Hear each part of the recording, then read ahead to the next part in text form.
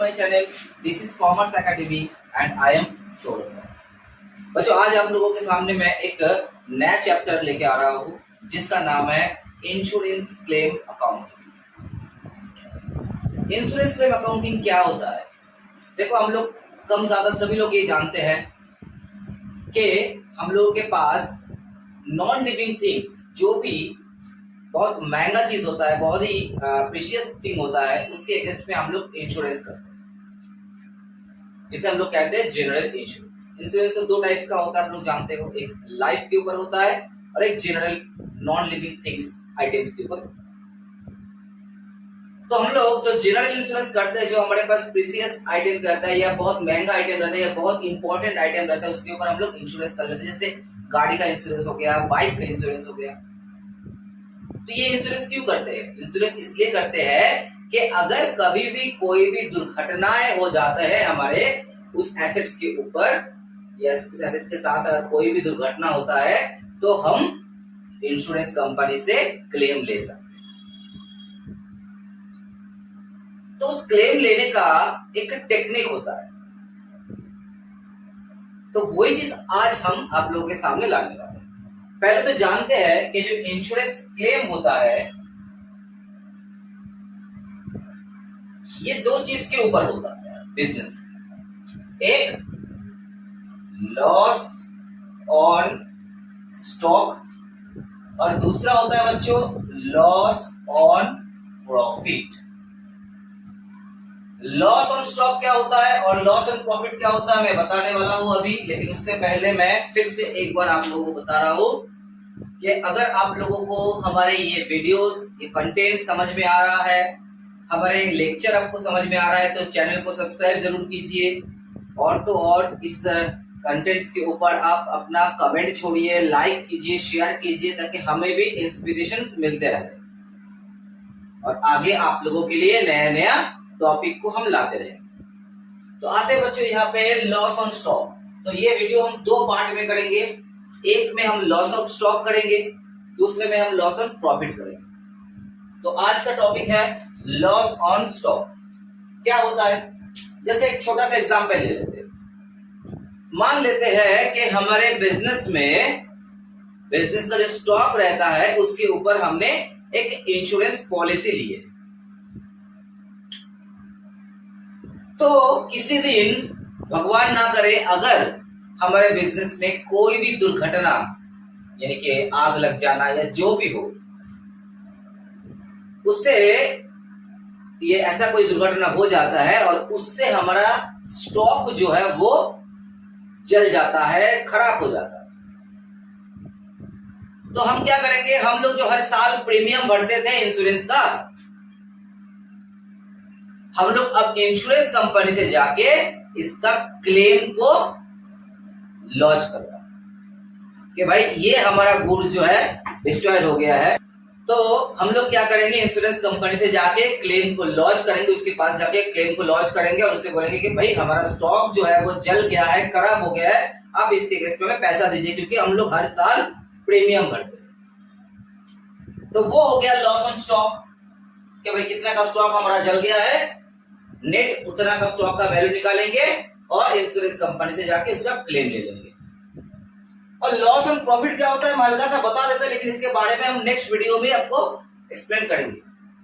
Loss on profit का मतलब ये होता है कि जैसे मान लो कि एक स्पेसिफिक डेट ले लेते हैं जिस दिन हमारा बिजनेस में कोई एक्सीडेंट या आग लगने वाला ऐसा कोई दुर्घटना हुआ है। हम मान लेते हैं कि 1 जून 2025 जिसमें हमारा ये आग लग जाने वाला कहानी हुआ है। एक बहुत ही बड़ा मतलब आग जो है बहुत ज्यादा फैल गया है, डिस्ट्रक्शन काफी बड़ा हुआ है, उससे हमारा बहुत सा आइटम, बहुत सा यूनिट टोटली खत्म हो गया, जल गया।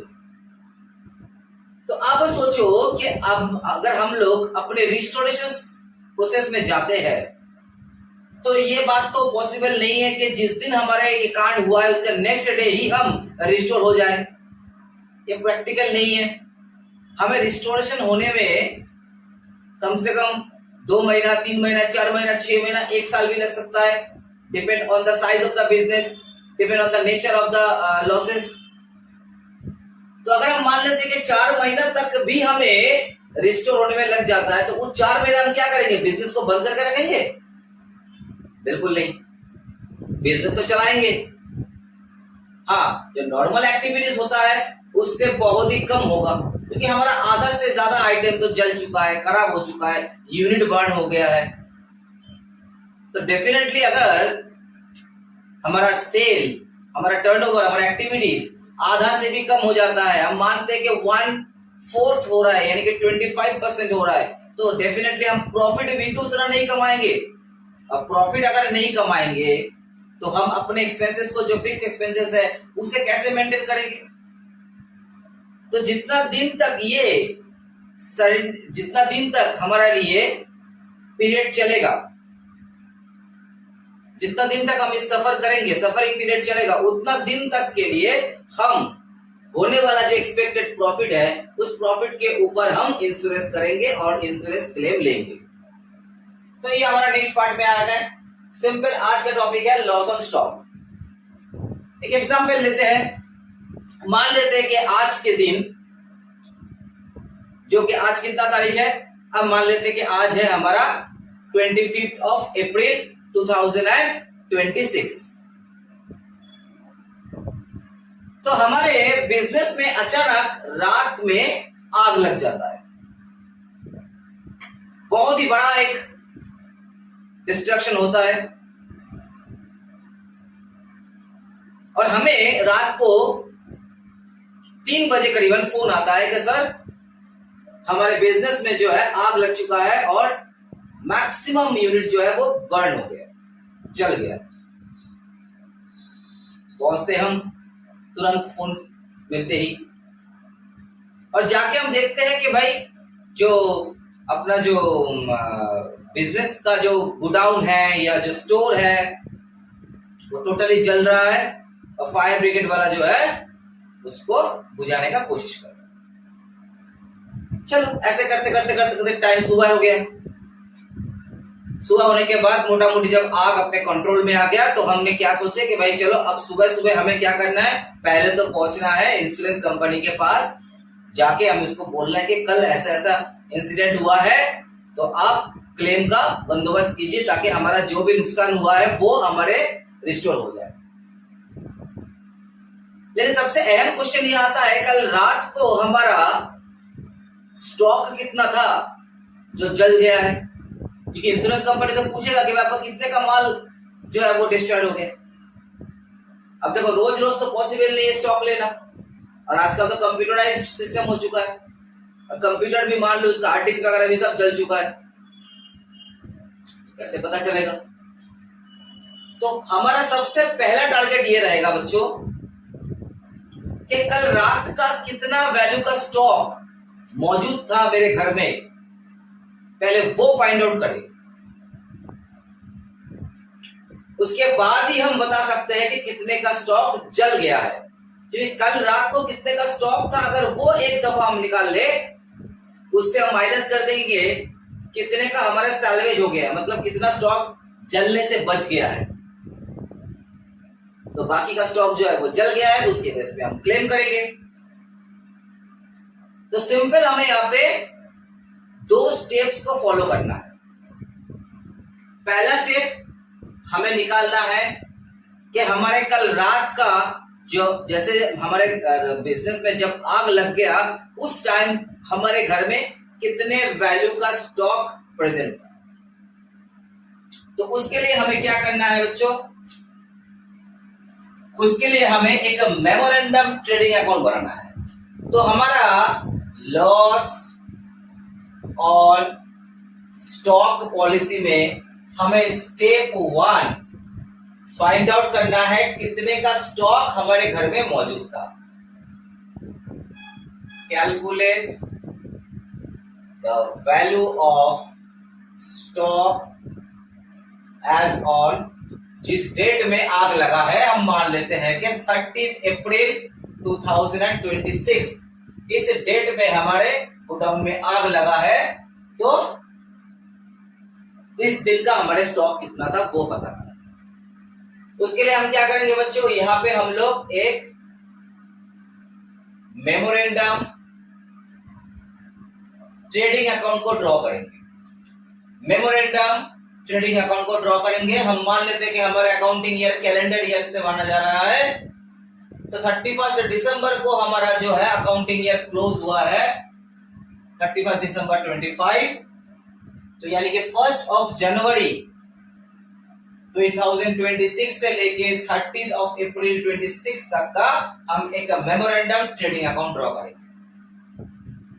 हम क्या करेंगे, लास्ट बैलेंस शीट में हमारे स्टॉक का वैल्यू कितना था, यानी कि 31 दिसंबर 2025 में हमारा स्टॉक का क्या वैल्यू था वो पता करेंगे, यानी कि हमारे लिए ओपनिंग स्टॉक हो जाएगा। तो हम क्या करेंगे, मेमोरेंडम में टू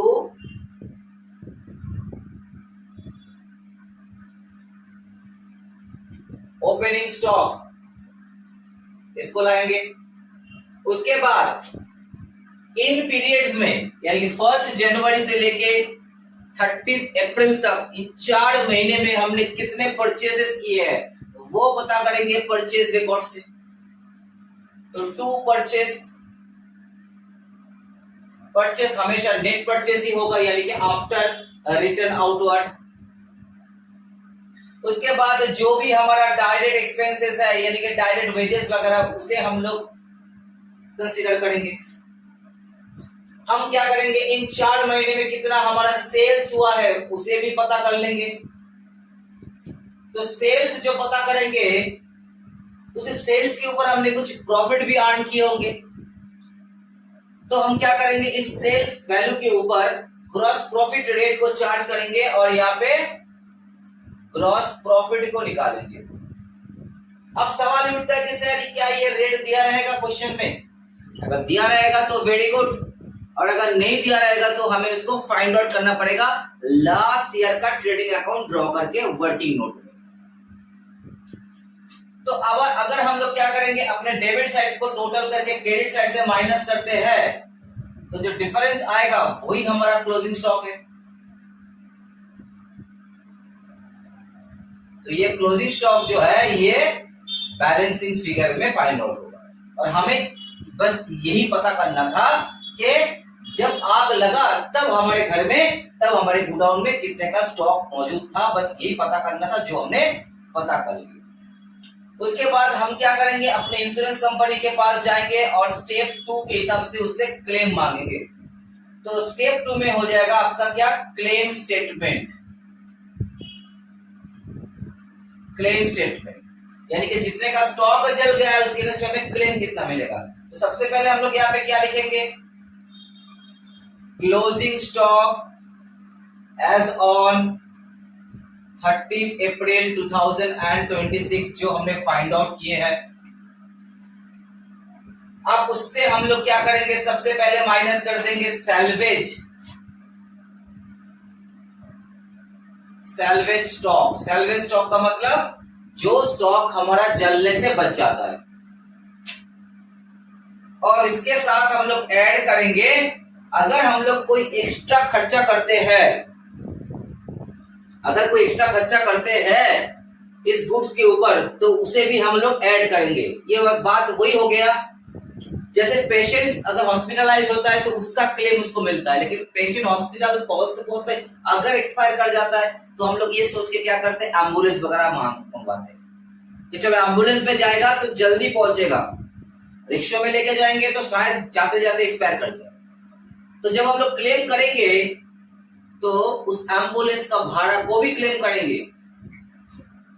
तो ठीक उसी तरीके से जब हम लोग स्टॉक का क्लेम करने जाएंगे कि कितने का स्टॉक हमारा जल चुका है, उसमें हम वो भी चीज ऐड कर देंगे जो हमने एक्स्ट्रा खर्चा किया है उस आग को बुझाने के लिए या गुड्स को सेव करने के लिए। तो ऐड कर देंगे हम लोग फायर रेसिस्टेंस एक्सपेंसेस। अगर कोई रेसिस्टेंस एक्सपेंस हमने खर्चा किए होंगे तो उसे ऐड कर देंगे। तो जो फिगर आएगा उसी को हम कहेंगे stock loss by fire. Stock loss by fire, ठीक है। अब इसी स्टॉक के ऊपर हम क्लेम करेंगे, तो हमारा जो इंश्योरेंस क्लेम होगा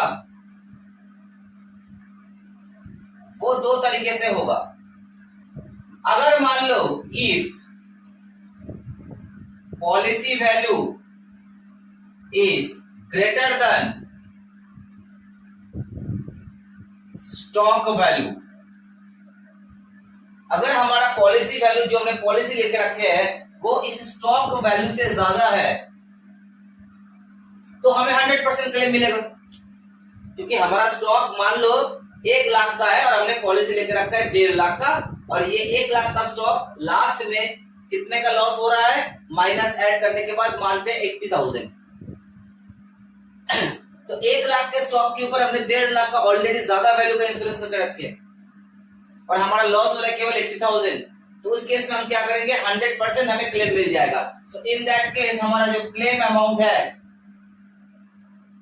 वो 100% हो जाएगा, यानी कि जितने का लॉस हुआ है उतना का ही हमें क्लेम मिलता है। But if policy value is less than और इक्वल्स टू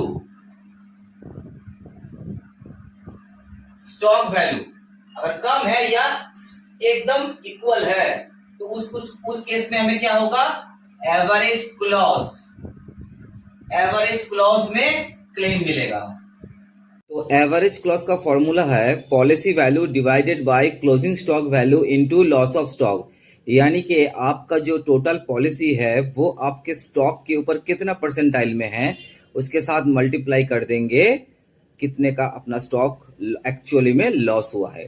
तो फॉर एग्जांपल मान लो कि हमने 60,000 का पॉलिसी लेके रखे थे और 1 लाख हमारा क्लोजिंग स्टॉक का वैल्यू था, तो 60,000 डिवाइडेड बाई 1 लाख यानी कि 60 परसेंटाइल हो गया, उसके साथ मल्टीप्लाई कर देंगे जितने का अपना एक्चुअली में स्टॉक लॉस हुआ है। मान लेते 80,000 का स्टॉक जो है वो लॉस हुआ है, तो 60,000 divided by 1 lakh into 80,000 average basis में हमारा नेट क्लेम निकल जाएगा।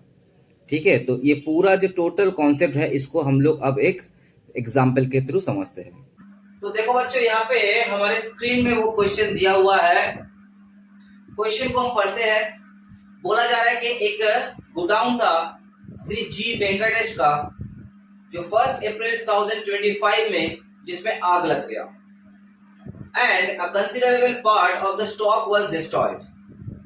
द स्टॉक सैल्वेज वाज 28,000, यानी कि जो स्टॉक हमारा जलने से बच गया है वो उसका वैल्यू है 28,000। Shri Venkatesh had a fire insurance policy for 1,71,000 का उसके पास एक फायर इंश्योरेंस है। You are required to ascertain the insurance claim that the company should claim from the insurance company for the following particulars are available. Purchase for the year 2024, देखो हमारा आग का जो date है, जो फायर का जो डेट है वो 1 अप्रैल 2025 है, लेकिन हमें परचेज दिया जा रहा है 2024 का, यानी कि पिछले साल का परचेज वैल्यू दिया जा रहा है, और तो और उसके नीचे ठीक देखो सेल वैल्यू भी दिया जा रहा है, यानी कि पिछले साल का भी हमें डेटा दिया जा रहा है। इसका एक ही मात्र कारण हो सकता है, वो क्या, कि हमारे पास लास्ट ईयर का ग्रॉस प्रॉफिट रेशियो गिवन नहीं होगा और हमें लास्ट ईयर का ट्रेडिंग अकाउंट को ड्रॉ करके रेट ऑफ ग्रॉस प्रॉफिट को निकालना है, उसके बाद हम मेमोरेंडम ट्रेडिंग अकाउंट बना सकते हैं। तो मेमोरेंडम ट्रेडिंग अकाउंट क्यों बोला जा रहा है इसको, इसलिए बोला जा रहा है, पहला बात है ये साल तो खत्म नहीं हुआ है, उससे पहले ही उसके बीच में ही आग लग जा रहा है और हमें किसी एक स्पेसिफिक कारण के लिए अपना ट्रेडिंग अकाउंट को ड्रॉ करना पड़ रहा है। जो ट्रेडिंग अकाउंट हम ड्रॉ करते हैं साल के एंड में, वही ट्रेडिंग अकाउंट हम लोग ड्रॉ कर रहे हैं किसी स्पेसिफिक कारण की वजह से। और वो कारण क्या है, हमारा गुड्स डिस्ट्रॉयड हो गया है और हमें क्लेम को सेटल करना है, इसीलिए हम लोग उसको मेमोरेंडम ट्रेडिंग अकाउंट कहते हैं, यानी कि मेमोराइज ट्रेडिंग अकाउंट। किसी स्पेसिफिक पर्पस के लिए, मेमोराइज करने के लिए उसको बनाया जा रहा है। तो देखो डेटा में क्या दिया है, लास्ट ईयर का परचेस, लास्ट ईयर का सेल, करंट ईयर का परचेस फ्रॉम 1 जनवरी 25 से लेके 1 अप्रैल 25 तक, यानी कि करंट ईयर का परचेस और करंट ईयर का सेल को भी दिया जा रहा है। उसके बाद लास्ट ईयर का ओपनिंग स्टॉक गिवन है, और लास्ट ईयर का क्लोजिंग स्टॉक गिवन है। उसके बाद लास्ट ईयर का वेजेस दिया हुआ है और करंट ईयर का भी वेजेस दिया हुआ है। नीचे आते हैं एडजस्टमेंट में, कहा जा रहा है कि Shri Venkatesh had in June 2024 consigned goods worth rupees 50,000 which unfortunately were lost in an accident। तो उसने क्या किया था, 50,000 का गुड्स जो है वो भेजा था, लेकिन वो एक्सीडेंट में लॉस हो गया। Since was no insurance cover taken, the loss had been borne by him full। तो जो गुड्स कंसाइन किया हुआ था उसमें 50,000 का उसको भारी भरकम का लॉस हो गया था और इंश्योरेंस किया नहीं था, इसलिए उसे इंश्योरेंस क्लेम मिला भी नहीं था उस गुड्स के ऊपर जो कंसाइन किया गया था। और दूसरा इंफॉर्मेशन क्या दिया जा रहा है, stock at the end of the each year for and till the end of calendar year 2023 had been valued at cost less 10%। यानी कि उन लोगों का प्रैक्टिस जो है हर साल का स्टॉक को वो लोग कॉस्ट से 10% लेस में शो करता है। ये प्रैक्टिस उन लोगों का 2023 तक चला, यानी कि 2023 का जो क्लोजिंग स्टॉक है वो 2024 का ओपनिंग स्टॉक हो जाए। 23 से हमें कुछ लेना देना नहीं है, हमें 2024 से लेना देना है और 2025 में लेना देना है। 2025 में एक्चुअल इवेंट हुआ है, 2024 में हमारा जो भी इवेंट हुआ है उसके अगेंस्ट में हमें ग्रॉस प्रॉफिट रेट को फाइंड आउट करना पड़ेगा। इसलिए हमारे लिए 2024 और 25 ये दो ईयर मायना रखता है, 2023 मायना नहीं रखता है। लेकिन उन लोगों का जो प्रैक्टिस है वो है अपने स्टॉक को अंडर वैल्यूड करने का, 10% अंडर वैल्यू करता है। और 2023 का एंड में जो स्टॉक है वो ही 2024 का ओपनिंग स्टॉक है, तो यानी कि वो ओपनिंग स्टॉक भी अंडर वैल्यूड था। लेकिन सडनली 2024 में उन्होंने क्या किया, अपने पॉलिसी को चेंज कर दिया और अब वो लोग क्या कर रहा है, उसमें स्टॉक में 10% ऐड कर दे रहा है। यानी कि 2024 का जो ओपनिंग स्टॉक है वो 10% लोअर कॉस्ट में, अंडर वैल्यूड में है, लेकिन जब उन लोगों ने क्लोजिंग स्टॉक का वैल्यू किया तब वो 10% ओवर वैल्यू में किए। तो हमें क्या करना है, हमें फाइंड आउट करना है ट्रू ट्रेडिंग प्रॉफिट। तो हमें क्या करना पड़ेगा, ये जो अनवांटेड प्रॉफिट्स वगैरह है उसे हमें हटाना है और स्टॉक का ओरिजिनल वैल्यू को भी शो करना है। तो आओ बच्चों, यहाँ पे हम लोग इसको सॉल्यूशन करते हैं। तो सबसे पहले हमारे सॉल्यूशन में रहेगा मेमोरेंडम ट्रेडिंग अकाउंट।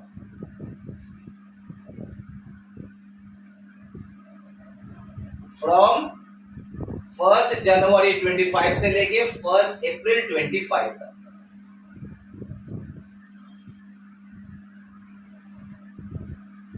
ठीक है, और वर्किंग नोट पे हम लोग क्या करेंगे, वर्किंग नोट पे हम लोग निकालेंगे ट्रेडिंग अकाउंट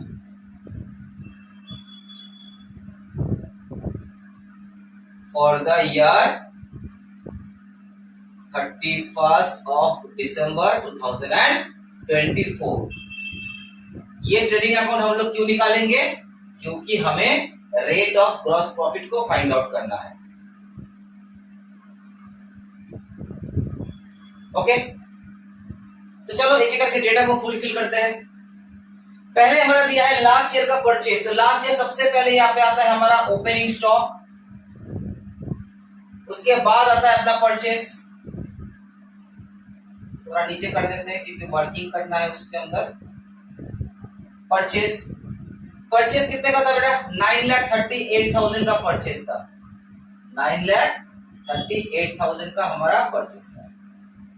सेल्स था 11,60,000 का, बाय सेल्स 11,60,000। उसके बाद करंट ईयर का जो परचेज है वो है 1,82,000।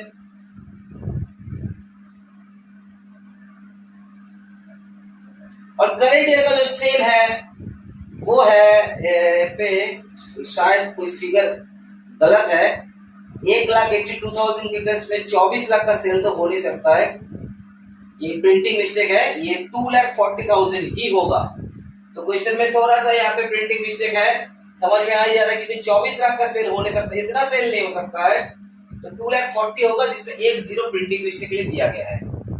तो बाय सेल्स 2,40,000। तो ये हमने क्या किया, करंट ईयर का परचेस और करंट ईयर का सेल को डाल दिया।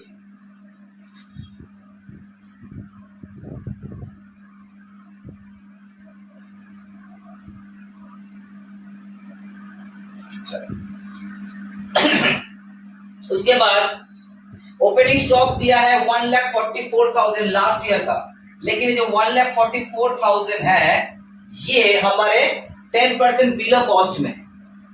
तो 10% बिलो कॉस्ट में है, यानी कि वो 90% में है, तो इसे हमें 100% में कन्वर्ट करना पड़ेगा। तो 1,44,000 इंटू 100 डिवाइडेड बाई 90, तो हो जाता है 1,60,000। उसके बाद जो क्लोजिंग स्टॉक दिया है वो 2,42,000 के दिया है, जो कि ओवर वैल्यूड है 10% से। तो by closing stock 2,42,000 100 divided by 110, क्योंकि ये ओवर वैल्यूड है 10% से, यानी कि आंसर आता है 2,20,000। तो ये जो 2,20,000 है यही हमारे 2025 का ओपनिंग स्टॉक होगा।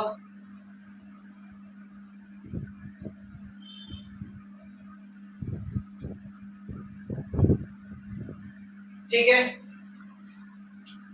लास्ट ईयर का जो वेजेस था वो था 1,00,000, तो वेजेस था 1,00,000, और करंट ईयर का जो वेजेस है वो है 1,80,000। तो ये भी थोड़ा सा मुझे ज्यादा ही लग रहा है, ठीक है, क्योंकि अब सेल हो रहा है 2,40,000 में 1,80,000 का वेजेस कुछ ज्यादा ही लग रहा है। तो मेरे ख्याल से यहां पर भी एक जीरो ज्यादा बिठाया गया है, क्योंकि पिछले साल पूरा साल का वेजेस है 1,00,000 और करंट ईयर का केवल 3 महीने का वेजेस 1,80,000 तो हो नहीं सकता है, तो ये 18,000 ही होगा। तो वेजेस 18,000 ही होगा, इससे ज्यादा हो नहीं सकता है। तो बस हमने सारा का सारा इंफॉर्मेशन डाल दी है, बस एक इंफॉर्मेशन छूटा हुआ है, वो है लास्ट ईयर को हमने गुड्स कंसाइन किए थे 50,000 का, जिसका कोई भी एंट्री नहीं है, जो कि हमारे डिस्ट्रॉयड हो गया था। तो हम लोग फाइनल अकाउंट्स में देखते हैं कि जो भी गुड्स डिस्ट्रॉयड हो जाता है उसे हम लोग क्या करते हैं, क्रेडिट साइड में लाते हैं, by goods destroyed by fire बोल के। क्यों? क्योंकि वो गुड्स का ही ब्रेकअप होता है। डेबिट साइड से हम गुड्स को इन करते हैं, तो क्रेडिट साइड से उसी गुड्स का हम ब्रेकअप भी तो दिखाते हैं। तो जो गुड्स बिक्री हो गया वो तो बिक्री हो गया, जो गुड्स रह गया वो क्लोजिंग स्टॉक में रह गया, लेकिन कुछ गुड्स है ना तो बिक्री हुआ ना तो रह गया, वो डैमेज हो गया, खराब हो गया, तो वो भी तो गुड्स का ही ब्रेकअप है। तो उसे हमें क्या करना है बच्चों, उसको हमें क्रेडिट करना है by goods sent to consignment, जो के लॉस हो चुका है 50,000। चलो हमारा सारा का सारा इंफॉर्मेशन डालना हो गया। अब हम क्या निकालेंगे बेटा, यहाँ से हम पहले तो ग्रॉस प्रॉफिट को निकालेंगे, लास्ट ईयर का ग्रॉस प्रॉफिट को निकालेंगे, क्योंकि हमें लास्ट ईयर का प्रॉफिट रेट निकालना है। तो 11,60,000, 2,20,000 और 50,000, यानी कि आ गया 14,30,000।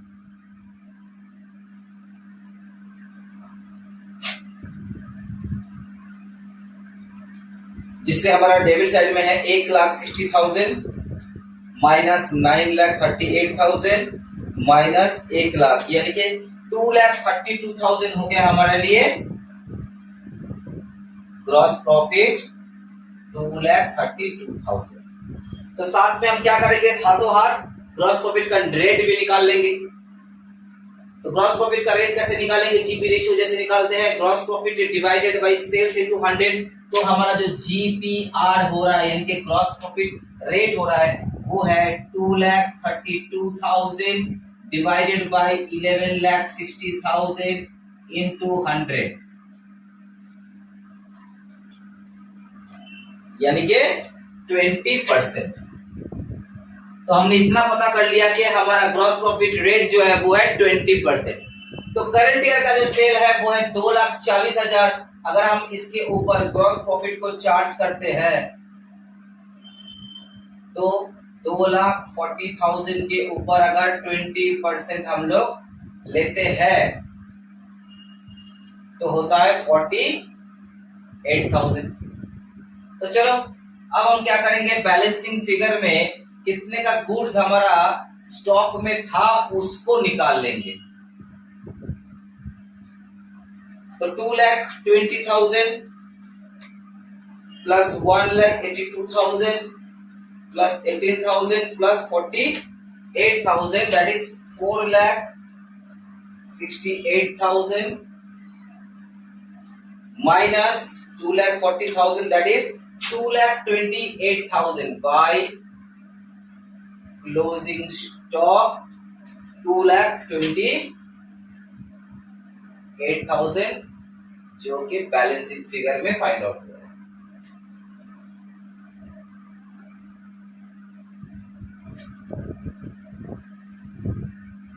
चलो तो अब हम क्या निकालेंगे, हम लोग अब क्लेम स्टेटमेंट को निकालेंगे कि हमें क्लेम कितना करना है। स्टॉक तो पता चल गया कि 2,28,000 का था, तो अब हमने निकालेंगे स्टेटमेंट